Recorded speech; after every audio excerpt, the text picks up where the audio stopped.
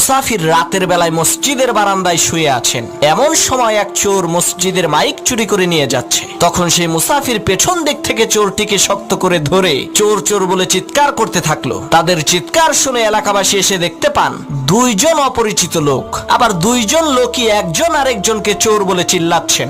আসলে চোরকে সেটা তো আর এলাকাবাসী জানে না। তখন এলাকাবাসী এই দুইজনকে এলাকার মাতব্বরের কাছে নিয়ে গেল। মাতব্বর বললেন, তোরা দুইজনেই চোর, তোদের শাস্তি হলো সকাল পর্যন্ত তোরা দুইজনে আত্মহত্যায় মারা যাওয়া এই লাশ পাহারা দিবি। আমরা কেউ এই লাশের কাছে থাকবো না। তাদের দুইজনকে লাশের পাশে বেঁধে রাখা হলো। তখন মুসাফির বলছে, আল্লাহ, শেষকালে তুমি আমারে চোর বানাই দিলা। আর সেই চোর বলছে, তুই আমারে ধরলি কেন বল? এই কারণেই তো তুই চোর হইলি। তখন সেই লাশ বলে উঠলো, পাইছি রে পাইছি, আসল চোর রে পাইছি।